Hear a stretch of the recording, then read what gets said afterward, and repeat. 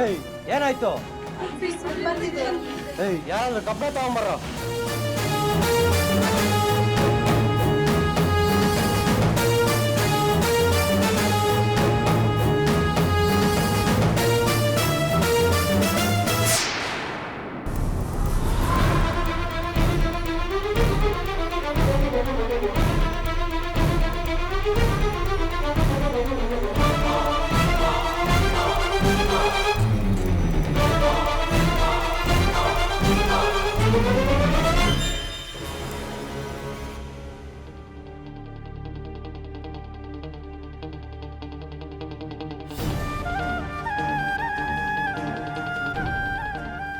ಏಯ್ ಆ ಲಕ್ಷ್ಮಿ ಹುಡುಗಿಯಲ್ಲಿ ಅಣ್ಣ, ಅಲ್ಲಿ ಯಾವ್ದೋ ಹುಡುಗಿ ಓಡಾಡ್ತಾ ಇದ್ದಾರೆ ಅಣ್ಣ.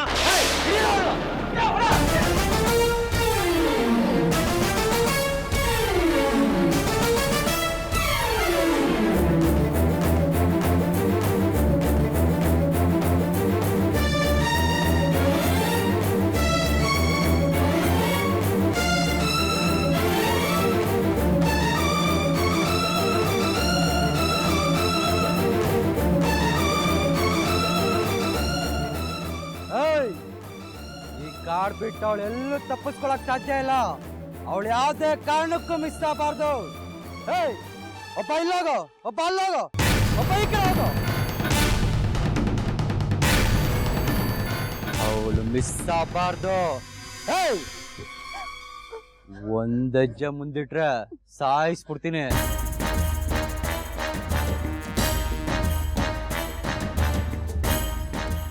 ಏಯ್ ಇದೆಲ್ಲ ನಿಮ್ ಪ್ಲಾನಾ?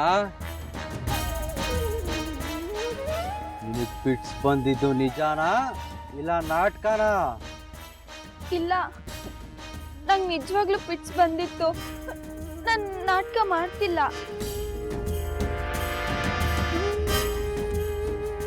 ಅವಳು ನಮ್ಮಿಂದ ತಪ್ಪಿಸ್ಕೊಳಕ್ ಸಾಧ್ಯನೇ ಇಲ್ಲ. ಅವಳು ನಮಗ್ ಸಿಕ್ಕೇ ಸಿಗ್ತಾಳೆ. ಆಗ ಅವಳು ಸಹಾಯ ಮಾಡಿದ್ ಯಾರು ಅಂತ ಗೊತ್ತಾಗತ್ತೆ. ಅವಳು ಯಾರು ಅಂತ ಗೊತ್ತಾಗಿದ್ ನೆಕ್ಸ್ಟ್ ಸೆಕೆಂಡ್ ಜೀವಂತವಾಗಿರಲ್ಲ. ಇವಾಗ ನೀವು ಒಪ್ಕೊಂಡ್ರೆ ಬದುಕ್ತೀರಾ, ಇಲ್ಲ ಅಂದ್ರೆ ನಾನು ಹೇಳ್ದಾಗ ಮಾಡ್ಬೇಕಾಗತ್ತೆ. ಹೇಳ್ತೀರಾ ಸಾಯ್ತೀರಾ?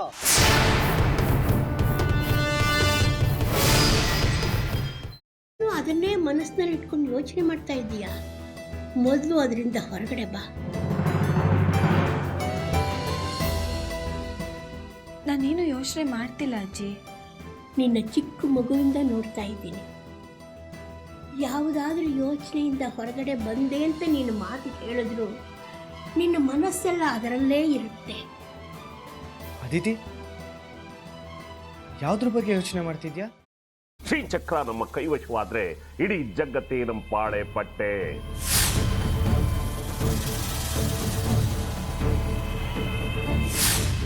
ನಾವಿದೀವಲ್ಲ, ನೀವು ಯಾಕೆ ಚಿಂತೆ? ನಮ್ಮ ಆಸೆಗಳೆಲ್ಲ ಪೂರೈಸುತ್ತೆ.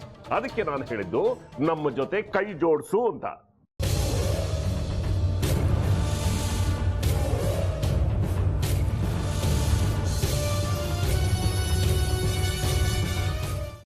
ವೆಜ್ ಖಾರ ಬಾತ್ ಮಾಡುವ ವಿಧಾನ: ಒಂದು ಬಾಣಲಿಗೆ ತುಪ್ಪ, ಸಾಸಿವೆ, ಕಡಲೆಬೇಳೆ, ಉದ್ದಿನಬೇಳೆ, ಗೋಡಂಬಿ ಹಾಕಿ ಹುರಿದು ಕರಿಬೇವು, ಬಾಡಿಗೆ ಮೆಣಸಿನಕಾಯಿ, ಕ್ಯಾರೆಟ್, ಬಟಾಣಿ, ಟೊಮ್ಯಾಟೊ, ಕಲ್ಲುಪ್ಪು, ಬೆಲ್ಲ, ಬಿಸಿಬೇಳೆ ಬಾತ್ ಪುಡಿ, ಅರಿಶಿನ, ರವೆಯ 3 ಅಳತೆಯಷ್ಟು ನೀರು ಹಾಕಿ ಚೆನ್ನಾಗಿ ಕುದಿ ಬಂದ ಮೇಲೆ ಹುರಿದ ಬನ್ಸಿ ರವೆ ಹಾಕಿ ಕಲಸಿ. ಈಗ ವೆಜ್ ಖಾರ ಬಾತ್ ಸವಿಯಲು.